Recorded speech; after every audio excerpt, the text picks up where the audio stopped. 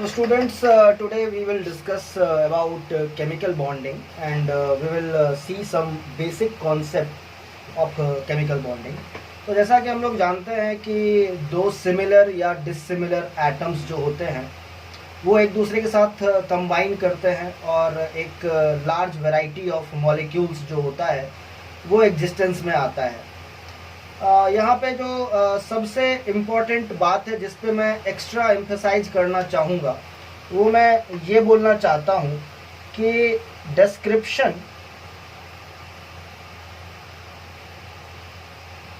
Of chemical bonds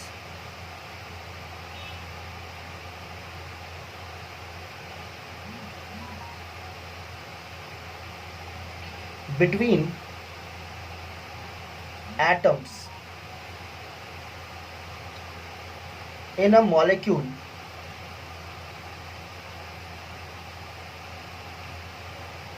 is essentially the description of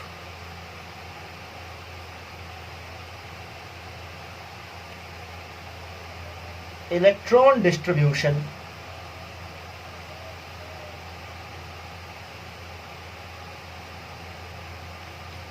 around nuclei of atoms in molecules। तो पूरे chemical bonding का जो सबसे important और सबसे बेसिक स्टेटमेंट है वो मैं इसी स्टेटमेंट को कहना चाहता हूँ। बेसिकली एक आइसोलेटेड एटम में इलेक्ट्रॉन का कैसा डिस्ट्रीब्यूशन होता है ये हम लोग जानते हैं। अभी इससे एक स्टेप आगे बढ़ना है और हमारे पास कोई आइसोलेटेड एटम नहीं है, हमारे पास दो या दो से ज़्यादा एटम्स हैं। तो उनके न्यूक्लियाई के बीच में जो इलेक्ट्रॉन का डिस्ट्रीब्यूशन है वो किस तरीके से हो रहा है, यही बात जो है वो केमिकल बॉन्ड्स को डिफाइन करने के लिए या डिस्क्राइब करने के लिए सफिशिएंट है। और इसी चीज़ को हम through out the chemical bonding के चैप्टर में देखते आएंगे। जैसा कि हम लोग जानते हैं कि हमारा जो केमिकल बॉन्ड्स होता है वो नेसेसरीली 3 टाइप्स का होता है और हम लोग ब्रीफली इन तीनों के बारे में थोड़ा सा स्टडी करने वाले हैं। एक तो हम लोग जानते हैं कि हमारे पास एक आयनिक बॉन्ड होता है, एक हमारे पास जो होता है वो कोवैलेंट बॉन्ड होता है और लास्ट जो है वो हमारे पास कोऑर्डिनेट बॉन्ड होता है। तीनों का अपना अपना स्पेशल फीचर है। तो बेसिकली यहाँ पे हम लोग ब्रीफली तीनों के बारे में थोड़ा बहुत स्टडी करेंगे। तो सबसे पहले इलेक्ट्रोवैलेंट या आयनिक बॉन्ड के बारे में बोलें तो it is formed by the transfer of electron or maybe more electron, so electrons from one atom to another and इसका जो essential part है वो है formation of ions। तो जैसे हम लोग यहाँ पे कुछ एग्जांपल ले सकते हैं, sodium plus chloride minus ion या फिर पोटेशियम आयन और क्लोराइड आयन। तो ये कुछ एग्जांपल हो गए आयनिक के लिए। अब अगर हम लोग बात करें कोवैलेंट के बारे में तो हम लोग कहेंगे कि यहाँ पे जो है वो equal contribution and sharing of electrons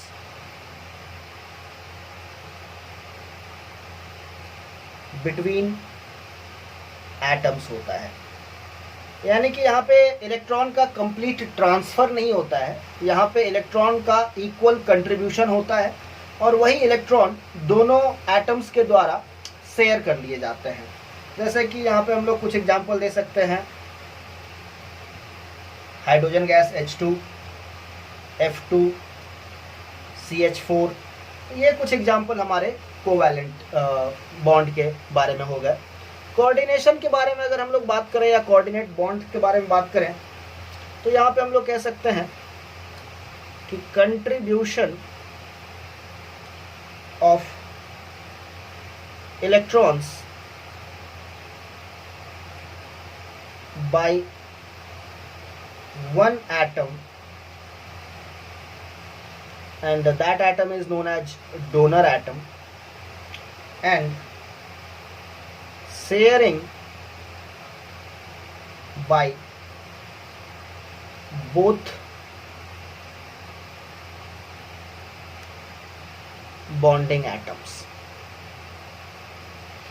तो यहाँ पे जो शेयरिंग की बात है, तो शेयर तो दोनों ही बॉन्डिंग एटम करेंगे, लेकिन जो कंट्रीब्यूशन होगा वो बस एक ही इलेक्ट्रॉन का होगा। जैसे कि यहाँ पे हम लोग एक एग्जांपल दे सकते हैं, CH3 3NO, ये एक एग्जांपल हो गया हमारे लिए। तो यहाँ पे एक बात और है जो कि काफ़ी इम्पोर्टेंट भी है, वो ये है कि एक बार अगर कोऑर्डिनेट बॉन्ड बन गया, then there is a no way to distinguish it from the covalent bond. So let us write it.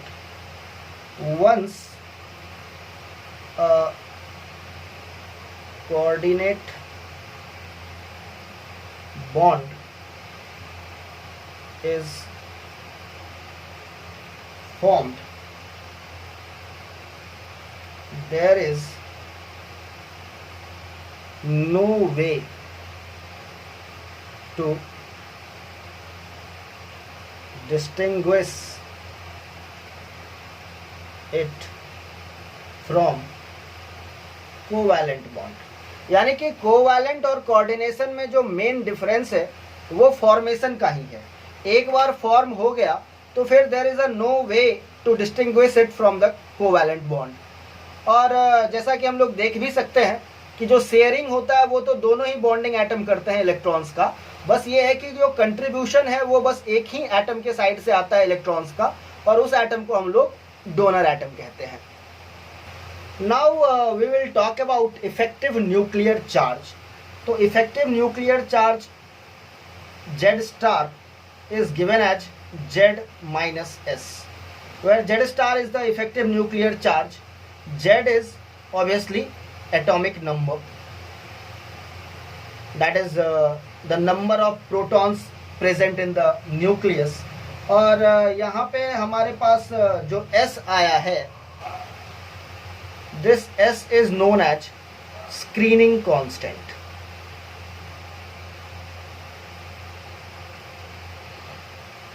अभी इस बात को यहाँ पे समझते हैं कि हम लोग इफेक्टिव न्यूक्लियर चार्ज के द्वारा क्या बताना चाह रहे हैं। तो basically let us talk about any atom, और मैं एटम के कुछ सेल्स की बात कर रहा हूँ।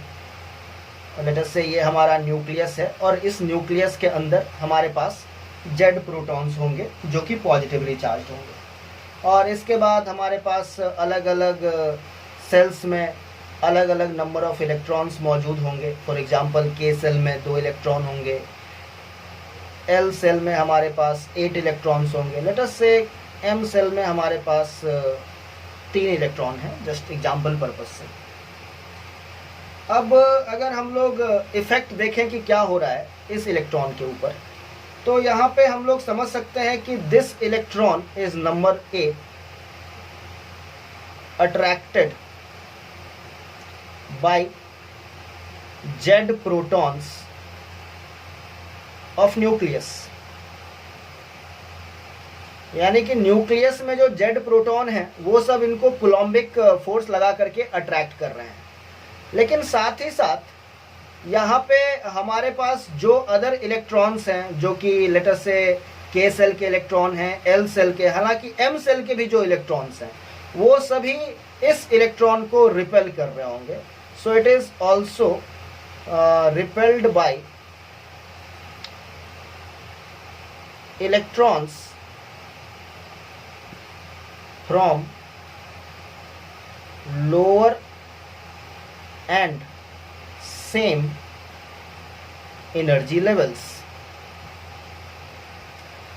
तो अभी यहाँ पे हम लोग क्लियरली ये बात समझ सकते हैं कि अगर हमारे पास नेट या इफेक्टिव अट्रैक्शन की बात की जाए तो जेड प्रोटॉन की वजह से जितना नेट इफेक्टिव अट्रैक्शन हो रहा था उतना नहीं हो पाएगा, वो थोड़ा कम हो जाएगा। तो इसी को बताने के लिए हमारे पास ये एक्सप्रेशन है कि Z star equal to Z minus S, where S जो है अपना स्क्रीनिंग कांस्टेंट है। तो हम लोग यहाँ पे ये समझ सकते हैं कि the hold of nucleus over electrons in a particular level, और यहाँ पे हमारा लेवल कहने से मतलब एनर्जी लेवल से है, डिक्रीजेस बाय अदर इलेक्ट्रॉन्स। और इसी इफेक्ट को क्वांटिटेटिवली बताने के लिए हम लोगों ने ये टर्म यानी कि इफेक्टिव न्यूक्लियर चार्ज इसको बताया है। तो जहाँ तक बात है इफेक्टिव न्यूक्लियर चार्ज की, तो इसके लिए हम लोग एक थंब रूल ले सकते हैं कि इफेक्टिव न्यूक्लियर चार्ज जो अपना जेड स्टार है वो इंक्रीज करता है, so it increases steadily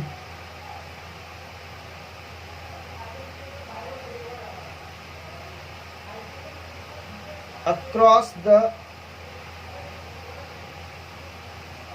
elements of a period। यानी कि अगर हम लोग सेम पीरियड में मूव कर रहे हैं लेफ्ट टू राइट तो हमारा इफेक्टिव न्यूक्लियर चार्ज जो है वो बढ़ेगा। कहने का मतलब है अगर हम लोग पीरियड में लेफ्ट टू राइट मूव कर रहे हैं तो हमारा जो इफेक्टिव न्यूक्लियर चार्ज है वो बढ़ता चला जाएगा।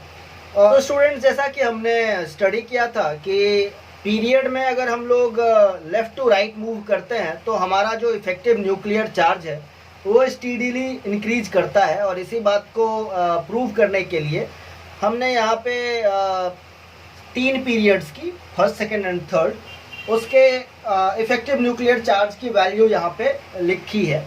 सो अभी आप यहाँ पे क्लियरली देख सकते हैं कि किसी भी पीरियड को उठा के देखिए और अगर आप लेफ्ट टू राइट मूव कर रहे हैं तो आपका जो इफेक्टिव न्यूक्लियर चार्ज है वो कंजिक्यूटिवली बढ़ता जा रहा है। अभी हम लोग यहाँ पे बात करते हैं कि अगर हमारा इफेक्टिव न्यूक्लियर चार्ज जो है जेड स्टार, अगर उसकी वैल्यू हाई है, अगर वो ज़्यादा है, इसका मतलब क्या हुआ? इसका मतलब ये हुआ कि न्यूक्लियस जो है वो इलेक्ट्रॉन को काफ़ी टाइटली अट्रैक्ट कर रहा है, काफ़ी स्ट्रांगली अट्रैक्ट कर रहा है। So it simply implies strong attraction between nucleus and electron। और ऐसे इलेक्ट्रॉन को बाहर निकालने के लिए हमें ज़्यादा एनर्जी की ज़रूरत पड़ेगी। So we can also say more energy is required to remove the electron। So students, now we will discuss about ionization energy, one of our very important parameter that decides whether or not the formation of an ion would be easier or not.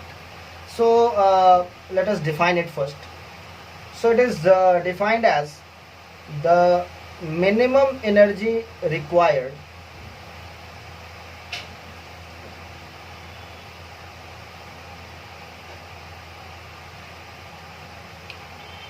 to remove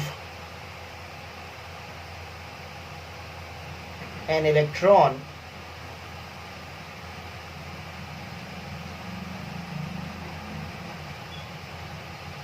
from an atom, ion or molecule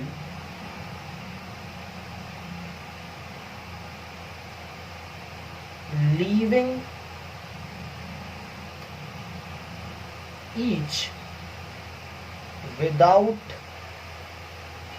any kinetic energy.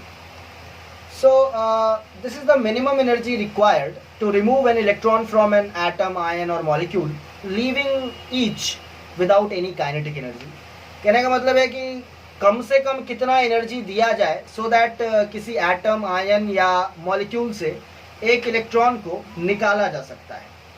और ऐसे में हम लोगों को अगर energy को minimise करना है तो जो हमारा लीविंग इलेक्ट्रॉन है, हम लोग चाहेंगे कि उसका जो काइनेटिक एनर्जी है वो जीरो रहे. अदरवाइज उसको जो काइनेटिक एनर्जी चाहिए वो काइनेटिक एनर्जी के लिए जो एनर्जी रिक्वायर्ड है वो भी हमें ही देना पड़ेगा. So we just want to minimise our energy, that's why I am saying without any kinetic energy. So let us say अगर हमारे पास कोई एटम है X जो कि गैसियस स्टेट में कोई एटम का कलेक्शन है X, and we are getting its ion X plus, so ions are also in the gaseous state and we are getting an electron. तो इस प्रोसेस के लिए जो एनर्जी रिक्वायर्ड है उसको हम लोग आयनाइजेशन एनर्जी ऑफ X कहेंगे. So we will say energy required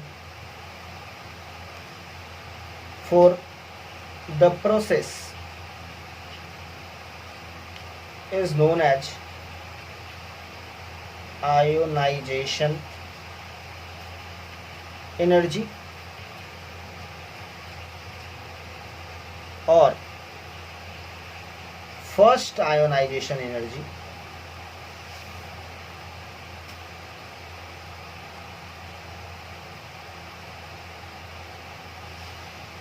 of X, or symbolically we'll write I of X. अभी अगर हम लोग बात करें मल्टी इलेक्ट्रॉन एटम्स की तो उसमें एक से ज़्यादा इलेक्ट्रॉन भी निकाला जा सकता है. तो अगर हम लोगों ने एक इलेक्ट्रॉन निकाल लिया, उसके बाद अगर हम लोग दूसरा इलेक्ट्रॉन निकाल रहे हैं, उसके लिए जो एनर्जी देंगे that is known as second ionisation energy. For example अगर हमारे पास आयन X गैस स्टेट में है, इससे हमने एक और इलेक्ट्रॉन निकाल लिया, ये डबली चार्ज्ड आयन बन गया और हमें एक इलेक्ट्रॉन मिल गया, और इसके लिए हमें जो एनर्जी चाहिए that is known as second ionisation energy. Similarly we can define third ionisation energy and higher ionisation energy. लेकिन अगर हम लोग सिंपली आयोनाइजेशन एनर्जी की बात करें तो उससे हमारा मतलब फर्स्ट आयोनाइजेशन एनर्जी से ही होता है. और यहाँ पे एक बहुत ही इम्पोर्टेंट कंक्लूजन ये है कि हमारा जो फर्स्ट आयनाइजेशन एनर्जी होता है वो सेकेंड आयनाइजेशन एनर्जी से हमेशा कम होता है. So will say first ionisation energy is always smaller than second ionization energy.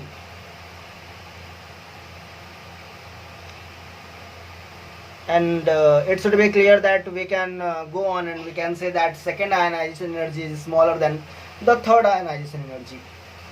So guys, we have already concluded that normally the first ionization energy is smaller than the second ionization energy. और इसके पीछे का जो reason है वो हम लोग ये दे सकते हैं कि during first ionisation energy electron is to be removed from a neutral atom, whereas during second ionization energy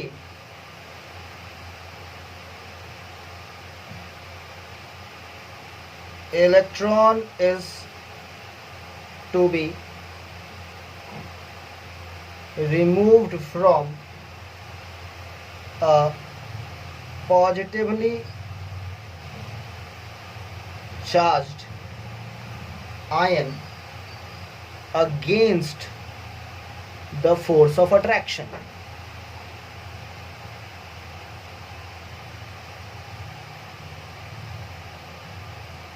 and that is the reason कि हमारा जो सेकेंड आयनाइजेशन एनर्जी होता है वो नॉर्मली ज़्यादा होता है. अभी अगर हम लोग आयोनाइजेशन एनर्जी के ट्रेंड की बात करें तो हम लोग यूजुअली ऐसा सोच सकते हैं कि across the period from left to right हमारा जो इफेक्टिव न्यूक्लियर चार्ज है वो बढ़ता है. तो इस हिसाब से हमें ये सोचना चाहिए कि हमारा जो आयोनाइजेशन एनर्जी है वो भी in a period from left to right increase करेगा. बट अगर हम लोग यहाँ पे एक इस टेबल को ध्यान से देखें तो लिथियम से लेकर के बेरिलियम तक तो ये बढ़ रहा है. सो यहाँ पे ये इंक्रीज हुआ. फिर अगर हम लोग बेरिलियम से बोरोन पे आए तो ये डिक्रीज हो रहा है. फिर बोरॉन, कार्बन, नाइट्रोजन यहाँ पे ये इंक्रीज करता जा रहा है. फिर अगर हम लोग देखें नाइट्रोजन से ऑक्सीजन तो यहाँ पे ये डिक्रीज हो गया. फिर अगर इसके बाद हम लोग देखें तो ये कंटिन्यूसली इंक्रीज कर रहा है. सो एक क्लियर कट ट्रेंड यहाँ पे हमें नज़र नहीं आ रहा है क्रॉस द पीरियड. तो इसको समझने के लिए हमें थोड़ा सा इलेक्ट्रॉनिक कॉन्फ़िगरेशन का हेल्प लेना पड़ेगा. सो स्टूडेंट्स हमने यहाँ पे हर एक एटम का जो लास्ट ऑर्बिटल है उसको यहाँ पे लिखा है. जैसे लिथियम 2s1 है, बेरिलियम 2s2 है, बोरॉन 2p1 है, कार्बन 2p2 है, nitrogen, oxygen, fluorine and neon 2p6 है. इस तरीके से लिखा है और यहाँ पे हम लोग एक ट्रेंड ढूंढने की कोशिश कर रहे हैं. तो सबसे पहले तो हमें ये पता चल रहा है कि बेरिलियम का जो आयनाइजेशन एनर्जी है वो ज़्यादा है और बोरोन का कम है. तो यहाँ पे हम लोग एक बात ये कह सकते हैं कि s ऑर्बिटल का जो एनर्जी होता है वो कम होता है compare to the energy of p orbital. यानी कि बोरॉन का जो ये 2p1 वाला इलेक्ट्रॉन होगा वो ऑलरेडी ज़्यादा एनर्जेटिक होगा, इसीलिए इसको निकाल पाना आसान होगा. इसको कम एनर्जी दे करके भी निकाला जा सकता है. So that will be my first conclusion. So here we are going to say that the electrons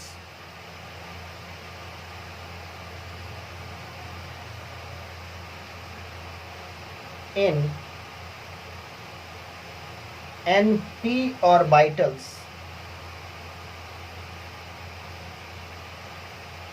are in higher energy level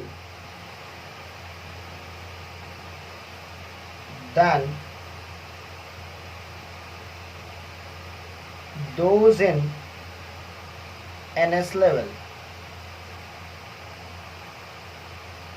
Hence, it is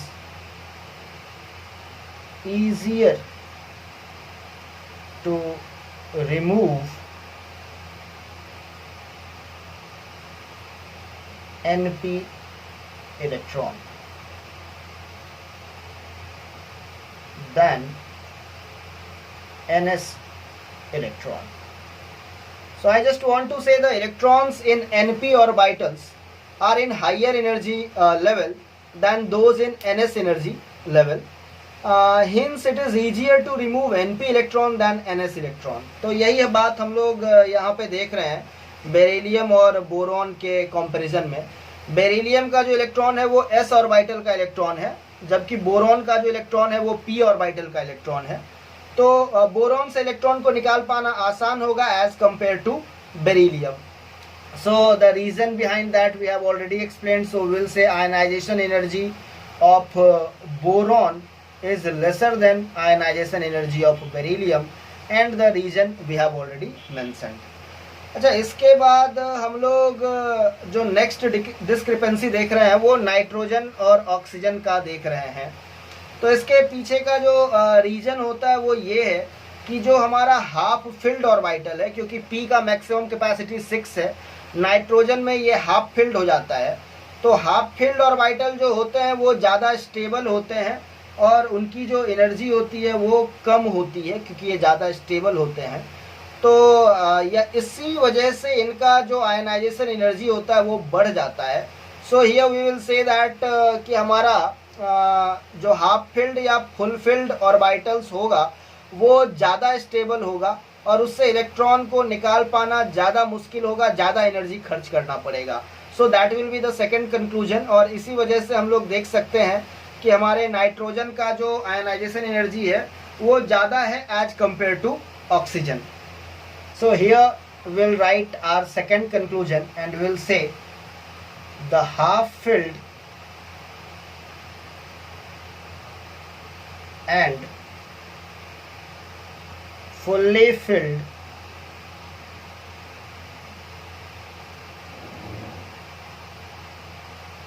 orbitals are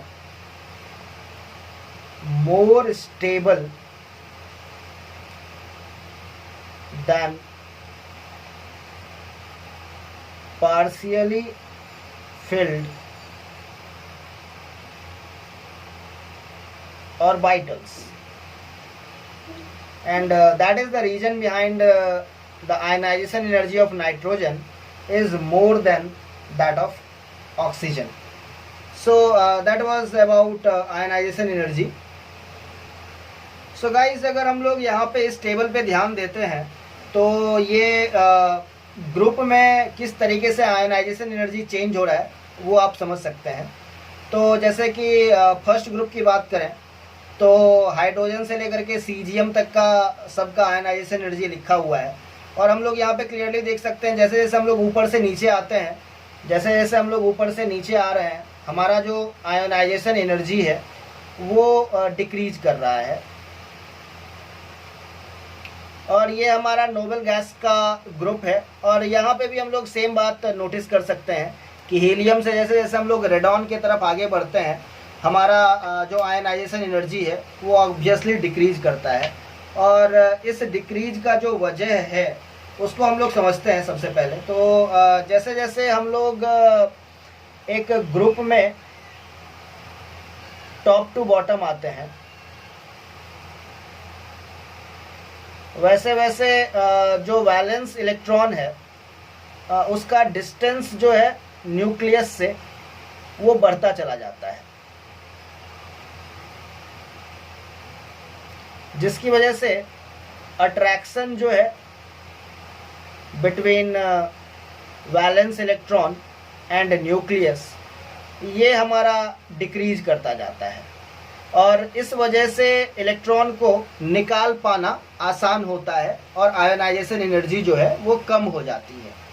इसके अलावा एक चीज़ और है जो कि हमें नोटिस करना चाहिए, वो ये है कि हमारा जो ये नोबल गैसेज हैं इनमें सबका जो आयनाइजेशन एनर्जी है वो 4 डिजिट में है। इनफैक्ट यूजुअली बाद बाकी सबका 3 डिजिट या 4 डिजिट में भी होता है तो कम होता है, but here the ionization energy is like too much. तो कहने का मतलब है कि ज़्यादा आयनाइजेशन एनर्जी का मतलब ये ज़्यादा स्टेबल है। तो यहाँ पे जो कन्फिग्रेशन है वो NH2 का है और बाद बाकी जितने भी हैं इन सब का कन्फिग्रेशन NH2 NP6 का है। और यहाँ पे हम लोगों ने नोटिस किया कि इन सब का जो आयनाइजेशन एनर्जी है वो बहुत ज़्यादा और ये बहुत ज़्यादा स्टेबल है।